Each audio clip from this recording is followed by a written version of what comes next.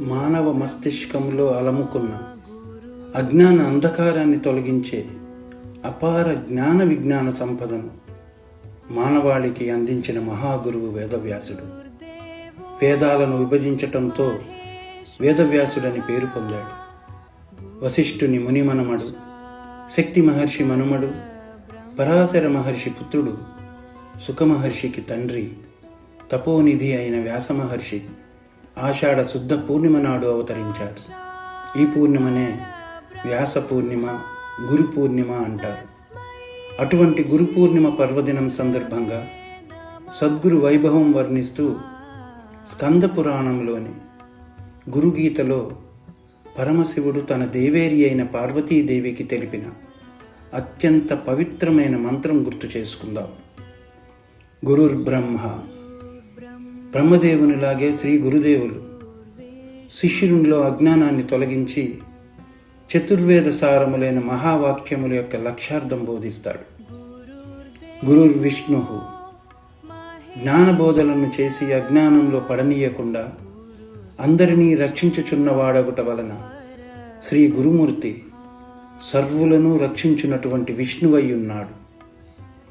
గురుర్దేవో మహేశ్వరః. శరణు అని వచ్చిన వారి సకల అజ్ఞాన అహంకారములను హరింపచేయుచున్నవాడగుట వలన శ్రీ గురుదేవులు సకల జగములను లయం చేసుకునే మహేశ్వరుడై ఉన్నాడు. గురు సాక్షాత్ పరబ్రహ్మ. త్రిగుణాతీతమగు బ్రహ్మతత్వమగుటచే శ్రీ గురువు సాక్షాత్తు పరబ్రహ్మమై ప్రకాశించుచున్నాడు. తస్మై శ్రీ గురవే నమః. అటువంటి శ్రీ గురుదేవునికి నా నమస్కారాలు. ఆధ్యాత్మిక తత్వాన్ని తాము అనుభవిస్తూ శిష్యులచే అనుభవింపచేసి మానవుని మహనీయునిగా, పురుషుని పురుషోత్తమునిగా మలచే అద్భుత శిల్పి అయిన గురువులను ఆచార్యులు అని అంటారు. కనుకనే మాతృదేవో భవ, పితృదేవో భవ, ఆచార్య దేవో భవ అంటూ గురు ప్రాధాన్యాన్ని శాస్త్రములు ఉద్ఘోషించాయి.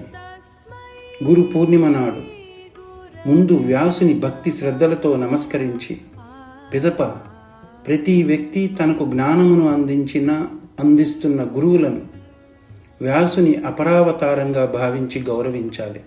ఇదే వ్యాసుని పట్ల, సదాచార్యుల పట్ల మనం చూపే కృతజ్ఞత. గురుర్బ్రహ్మా గురుర్విష్ణుః